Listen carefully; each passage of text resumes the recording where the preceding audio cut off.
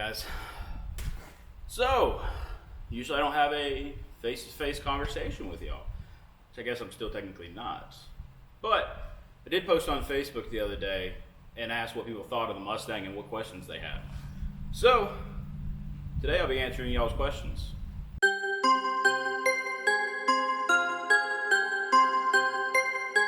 So I went through and pulled my favorite responses and questions from y'all. Posted on a couple different groups in there, but this is the best responses I got. Dylan Hartwell, looks good. Thanks, Dylan. Dustin Joel, this would be the best sounding S550 out there. Second best is my EcoBoost. The Coyote and every other mod motor, I'm guessing he means modular, motor sounds like complete garbage. Straight piped, yeah. I'm not a fan of the Coyote when it's straight piped. It does kind of sound like a Civic, which I know people are going to be pissed off at that. But, I mean, come on, guys. It's a little obnoxious. Corey Osborne, literally do any other engine, even the 6.4. No. Doing this one. Wade Mueller said, I would do a 6.7. You're going to have way too many issues with that 6.0. Probably. But they're not as bad as people say they are, I promise. Frank Felicia, freaking love it. Hoping you're doing stacks. I'm really not planning on doing stacked. It's going to be exiting out of the passenger fender, right where the 5.0 badge would be. So that is the plan for right now, to come straight out turbo, straight out fender. Android Montoya said, if old Cleater can have a diesel Galaxy, who says you can't have a diesel Mustang? Right, thank you. And Cleater is Cletus McFarland, if you don't know, which you should obviously know him if you're watching my content, because he makes a lot better content than I do. Jake Brown, send videos of rolling coal. Oh, there will be videos of rolling coal. There will be videos. Josh Marshall, if you want to throw away a bunch of money, just send it to me. I'm sure I could find a much better use for it. But would you have Powerstroke Mustang? Now, I can send you money all day long, but if you're not going to have a 6.0 Mustang, what's the point? Edward Bowers said, it would be a cool accomplishment to make the setup work, but it would be very nose heavy. Yeah, it'd be very nose heavy. The motor itself is about 400 pounds heavier, and the transmission, I don't even know the weight of the transmission, how much heavier it is. So it's definitely going to be heavier, but that's why we're putting the radiator and bash bars and the batteries and everything we can in the back of the car, as far back as we can get it, to kind of even out the weight. It's not going to be 50-50 like I would like, but I'm going to try my best. Dave Grady said, how about swapping a 5.4 3-valve Triton, since you love headaches, problems, and moving backwards in technology? Then he went on to say, a 7.3 Godzilla would be more interesting. This just seems forced for attention. But Ford's already said a 7.3, the new gas 7.3 can already fit in the Mustang. So that means they're already going to be doing it. So why would I do something that somebody is already planning on doing, and Ford's going to be able to produce a whole lot? It's probably what they're going to use for the new Cobra jet. So yeah, no, I'm much for doing this build. It's unique. Ford's never done it and never going to do it. Mostly because they want to forget these motors exist. Alex Silver said, so it's like a big ego boost then. A few extra cylinders, yeah, and a lot bigger of a turbo.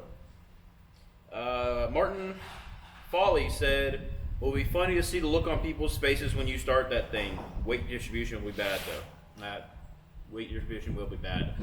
Trying to work on it, I promise. But it definitely will be entertaining to see people's faces. I'm definitely wanting to take it around to like Walmart and the mall and that kind of thing and start it up to see what people's looks are, because they would definitely not be expecting that. Cody Wilkins said, who the F swaps a 6.0 into their car? Me. I do. Josh Shelton said, going from the best to the worst engine. Yeah, pretty much. William J. Ghost said, Didn't Mustang do this, but with a Cummins, something that will actually keep its heads together? Well, I mean, 6.0s will hold their heads together as long as they're studded and you know what you're doing. And we're planning for 600 horsepower, so you know, we got to be able to hold the heads together somehow. We should be fine, I promise. Scott Templin said, sick, but my personal choice would have been an old Lincoln Land Yacht. That would be pretty sick. Like an old school, where you turn the corner and the whole body rolls. Man, that would be, yeah, that'd be cool. Bobby Campbell said, I'm impressed by your willingness to jump headfirst into that crap powertrain, but I work on these for a living, so I know firsthand that all V8 diesel engines are junk. Maybe it's not the motor, maybe it's the mechanic. Devon Varenka said, what are you doing for the battery setup? So, the battery setup is going to be in the back, especially for weight distribution. It's got 2 batteries to start this thing. They're heavy. So be fed in the back in front of the fuel tank, and then ran down, connected to my power shutoff, and then ran into the engine bay. That should be enough to power everything. ICOTB, I don't know. I feel like a substitute teacher trying to read off the roll. He put a picture of a Audi Q7 6-liter V12, and he said $3,000, 500 horsepower, 738 foot-pounds. With a tune, remap, it is chilling at 700 horsepower and over 1,100 foot-pounds of torque. I'm tired of seeing junkyard builds. Disgusting.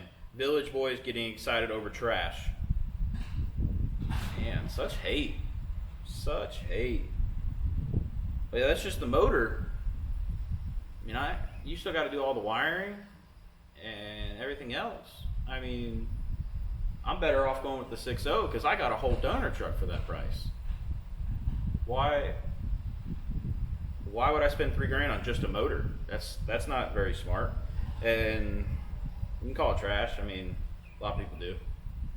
And it looks like trash right now. So, but we'll see what it looks like when it's done. Should look pretty good. What are you doing for front suspension and subframe strength? That's a loaded question. Full roll cage inside the car, and then it's going to come out into the car, connect to the subframe, and connect to the motor mounts and all that. So it'll be fully supported, and the chassis will be great, nice and stiff. Hopefully won't get any bending out of it. Then suspension, I'm either going to get stiffer springs for up front, like 10K springs, but I haven't been able to find any yet. So if you guys know of any place where I can get one, please let me know. I've tried contacting a few different suspension companies that make custom suspension, and none of them have gotten back to me. I'm sure it's because they don't want to deal with the headache of this build. But you know, I definitely want to have good suspension up here and not just stiff springs, like actual good coilovers for it. But we'll get there in time. Reed McGibney said, I'm thinking blown head gaskets and HVAC problems. Probably. Joey Guntek said, I want. Me too.